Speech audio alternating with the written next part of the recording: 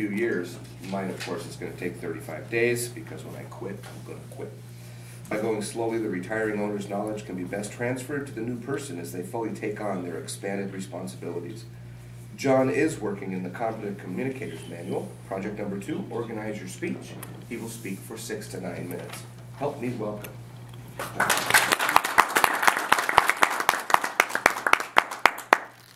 Good morning. The title of my talk is Interest the Other in Their Own Self-Love to Prevail.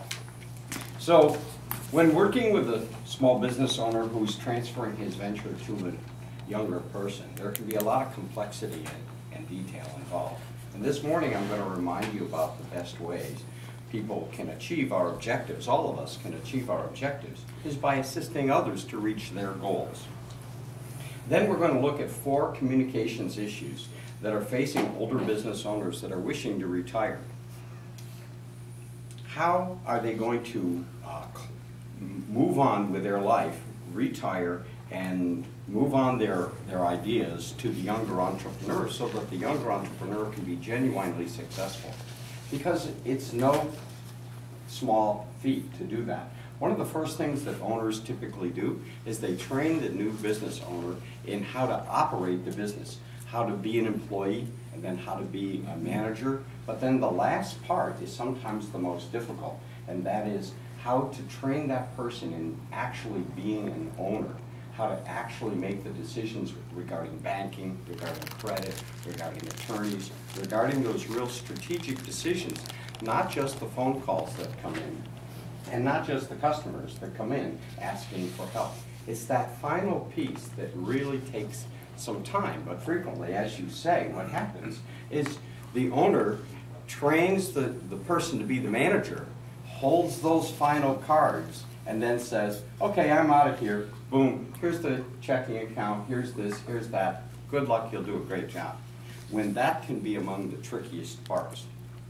Now, part of this is because we've got really dissimilar people, not only because of interests frequently, but because of age. Now, while working on a recent transfer, I had an occasion to read some Adam Smith, and as a result, I had some insights about the importance of clear communications among diverse people. I'm going to pass this book around that I found quite interesting. And it's just in the very first section that Adam Smith talks. And you know, Adam Smith is a Scottish philosopher who lived from 1723 to 1790, and he said, man has almost constant occasion for the help of his brethren, and it is in vain for him to expect it from their benevolence only. He will be more likely to prevail if he can interest their self-love in his favor and show them that it is to their own advantage to do what he requires of them. Novel. We can achieve our own best objectives, I say, by seeking to advance the objectives of those who we need their help from.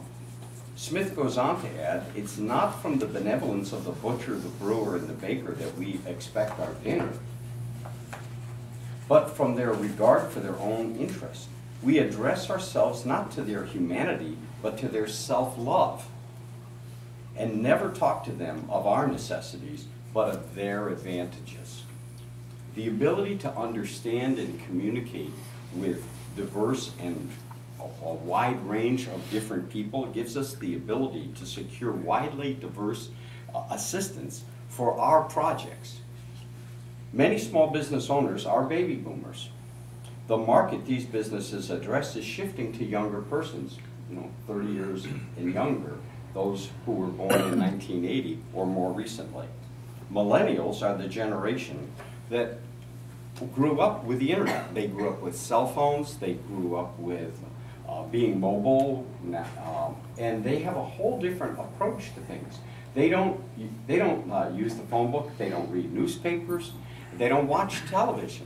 So what's happening is baby boomer owners, there's a few of us in here, are facing the distinct 4 distinct issues that we need to address.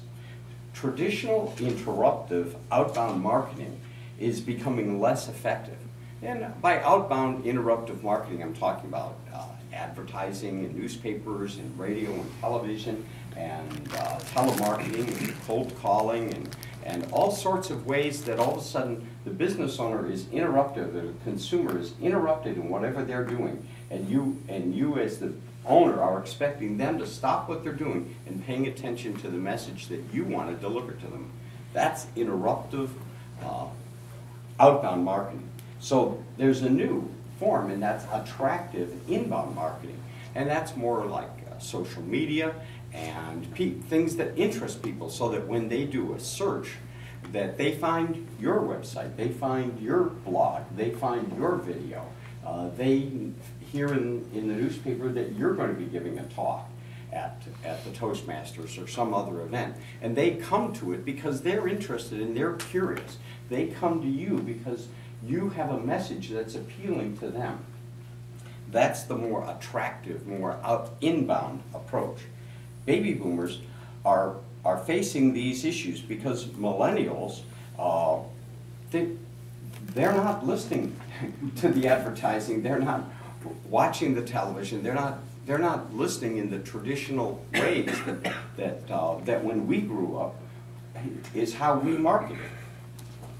And the millennials are gaining an increasingly large market share. Now that they're 31, they're finishing their education, they're settling into their careers, they're raising families, they're buying homes, they're doing all those things that are becoming the major portion of the marketplace. So business owners, particularly baby boomer business owners, are having to learn how to communicate with them. And it's different, and it's a challenge. Second, the baby boomer entrepreneurs are learning that they have to inspire and lead the millennials. And the only way they're going to do that is by understanding their values. And one of their values that's different from baby boomers is they believe in a balance, a work-life balance. Baby boomers are used to working every day, night and day. And the younger kids are like, no, I'm done. It's 5 o'clock, I'm going home, thank you very much. And we're like, what? Wait a minute, you can't do that. Not only do we need to understand and inspire the millennials who work for us, we need to understand the millennials who are working for our vendors, because when we call up and ask for help from our vendors, it's millennials that are answering the phone.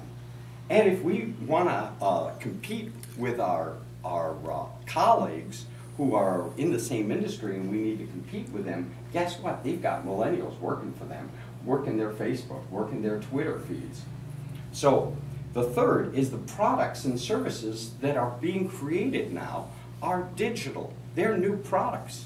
Take a look. There's a lot of services that are the same, but the way in which things are being delivered. There's if you want to place an order at a delicatessen in Portland, you need to send it in by text. So that when you walk through the door, you just say, number so-and-so, they've got your bag. You've already paid online. You pick up your bag, you walk out the door. So those are the customers that are getting served first. Not the people who come in and say, well, let's see, what shall I have? So in conclusion, what we need to do is we need to look at new ways to approach this, because the last and final piece is that it's going to be these millennials to whom we're transferring our business interests to. And we can do it in a way that works for them because we have to. They don't have money for a down payment. We have to create a proposal. We have to create a contract whereby they can successfully take over our business, increase the business, and afford to pay us as we retire. So thank you very much.